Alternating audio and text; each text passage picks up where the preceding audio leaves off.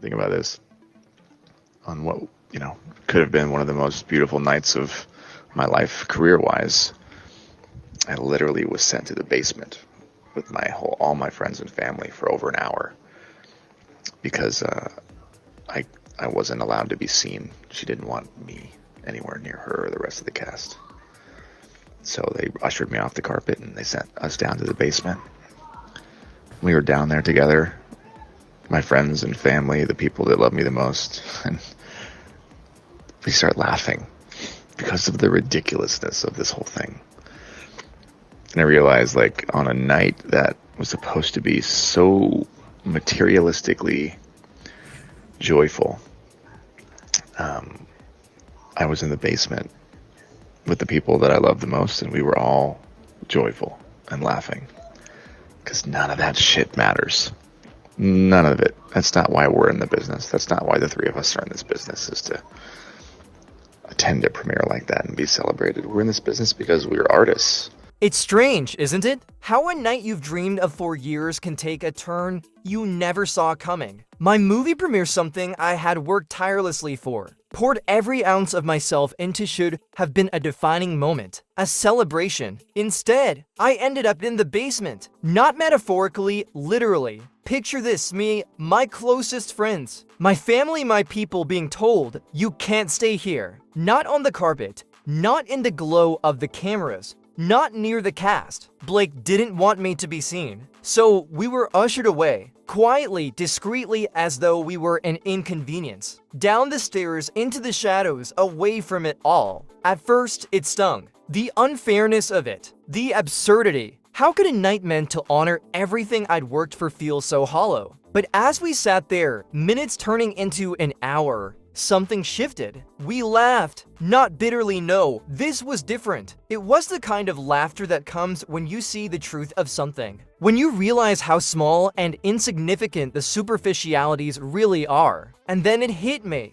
None of it mattered. Not the lights. Not the cameras. Not even the celebration itself. Those things, they're fleeting. Shadows pretending to be substance. What mattered was right there with me in that basement. The people who loved me for who I am, not what I've achieved. The joy of knowing I create not for recognition, but for something far greater. I'm not in this for the applause or the glamour. I'm in this because I believe in the power of storytelling. The power to touch a heart, to move a soul. To create something that lasts long after the lights dim and the curtains close. And in that moment, surrounded by laughter, I felt something deeper than any red carpet could ever offer: gratitude. Because while the world above might chase the superficial, I was given a reminder of what truly matters: love, connection, and purpose. So yes, they sent me to the basement, but what they couldn't take, what they'll never take, is the truth of why I do what I do.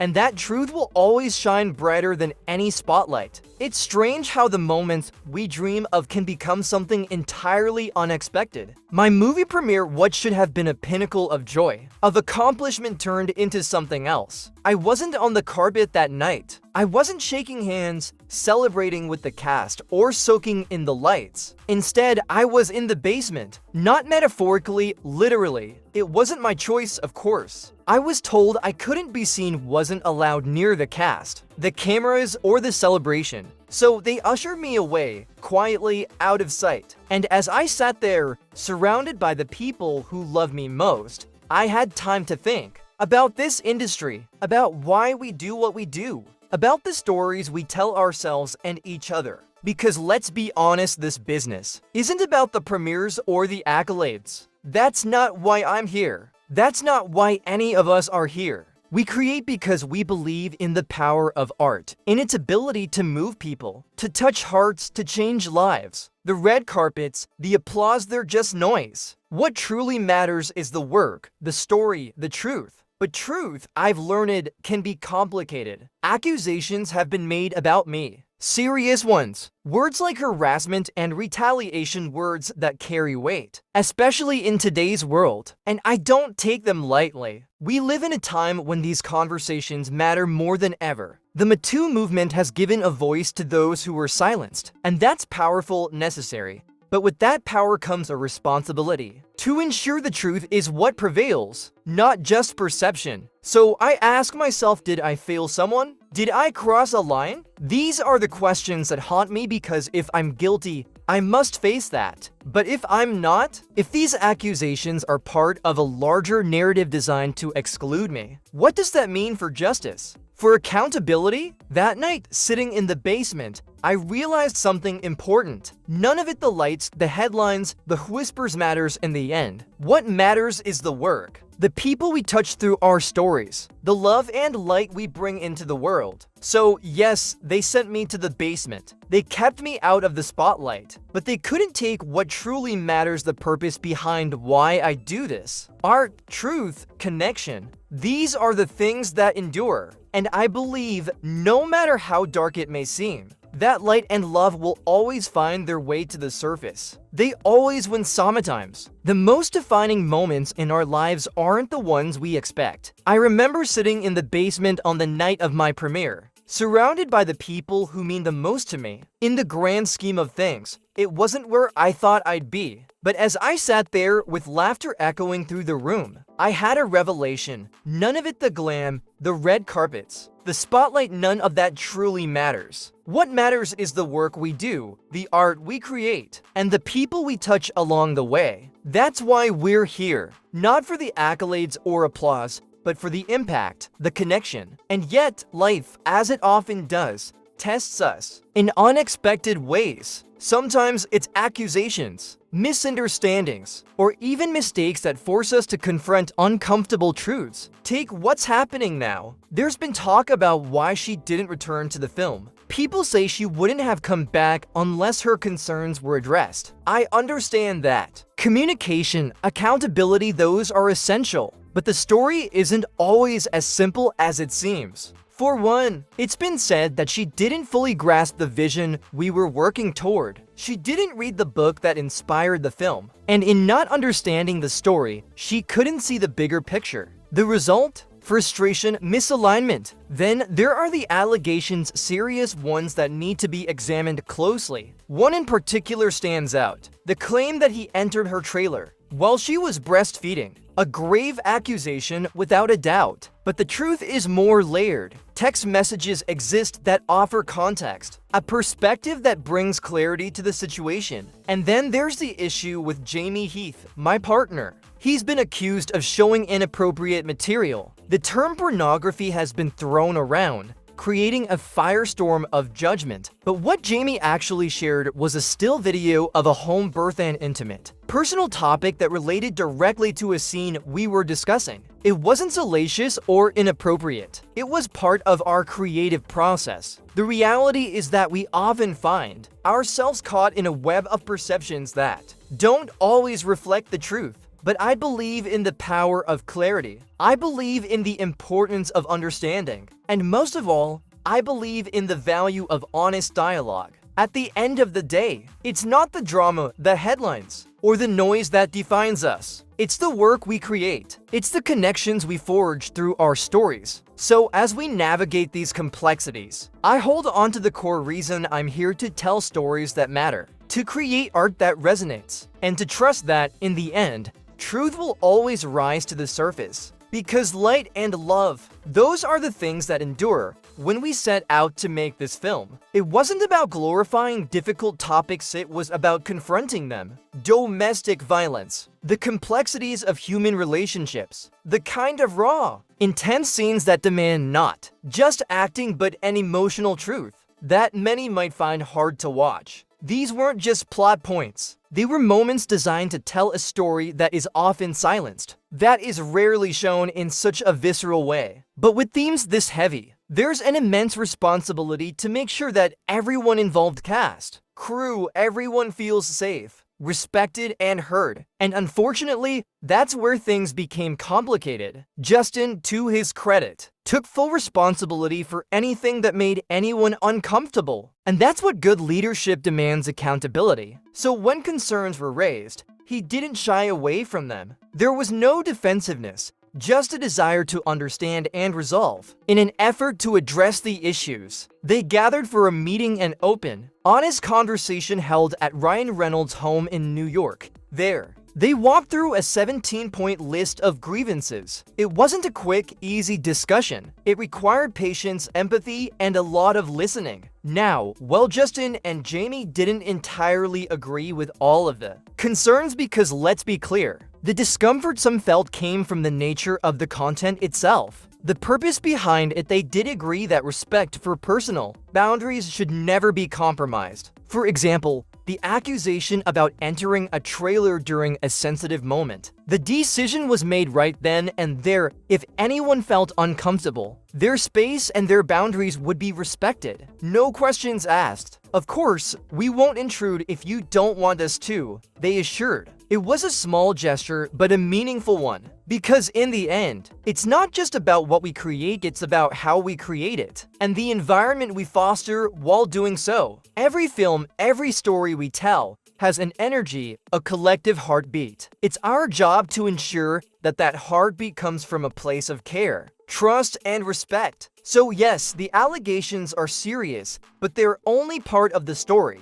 The truth is always multifaceted, and while the content may have pushed boundaries, the commitment to respect was never in question. It's that balance, creating something meaningful and powerful, while ensuring everyone feels safe and supported. That defines the kind of work we want to produce. It's remarkable how quickly things can unravel when you least expect it. For months, everything on set had been seamless. Even in their own complaint, they acknowledged that from the start of the year, things were moving forward smoothly. No conflict, no drama, just collaboration. But then, as if out of nowhere, a shift occurred. Blake Lively, without warning, decided to distance herself from Justin in every way. No press appearances together, no photographs, not even a hint of interaction at the premiere. She made it clear that she would not be seen with him, refusing to participate in any joint publicity. And of course, the public, always perceptive,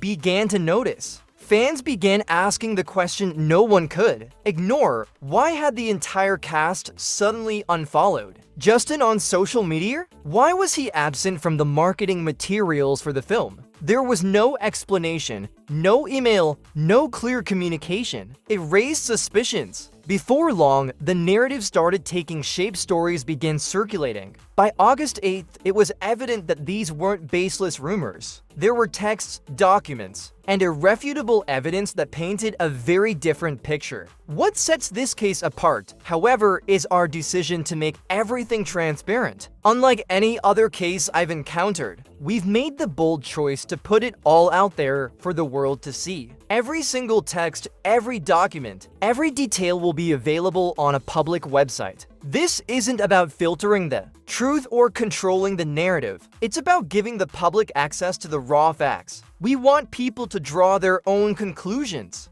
based on evidence and truth, not speculation or manipulation. Let's dissect the allegations carefully. Blake Lively claims that there was a twofold plan: one, to hide a supposed pattern of harassment, and two, to retaliate against her. According to her, this plan included damaging her public image, undermining her businesses, and inflicting deep emotional harm on her and her family. As an attorney, it's important to break this down logically. So let's start with the first part: concealing what she refers to as a pattern of misconduct. Now, even for the sake of argument, let's assume the allegations of harassment are true. The timing and approach of this concealment raise some compelling questions. When a film is on the brink of its big release, what would make sense for its success? Clearly, keeping any controversy hidden from the public eye would have been a priority for everyone involved. Disclosing such accusations in the midst of all the buzz surrounding a premiere could have catastrophic consequences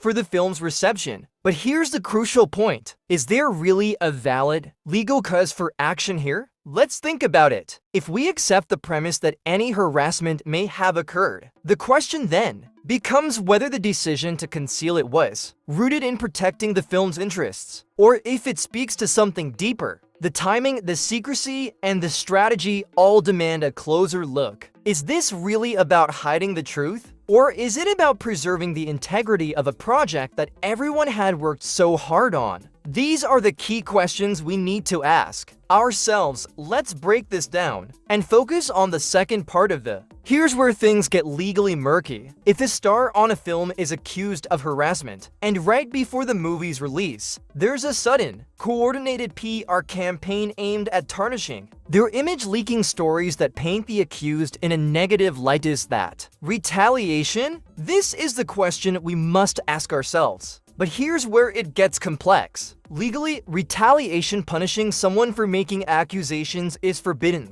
But what if the accusations are false? Does the person accused not have the right to speak out? To say, no, this is not true, and defend themselves? Even if that means challenging the character of the accuser? Is it retaliation for someone to publicly defend their integrity by refuting false claims? To assert, through their own voice or their PR team, that the accuser's allegations are misleading? Or is this simply the natural course of setting the record straight when faced with an unjust attack? This is where the legal nuance comes into play. The law forbids retaliation, but if the accusations are false, doesn't the accused have every right to fight back? In a world where reputations are fragile and public perception is everything, the line between self-defense and retaliation can be thin, blurred, and even subjective. Now, here's something crucial to keep in mind. The sexual harassment allegations didn't surface until the lawsuit was filed. Before that moment,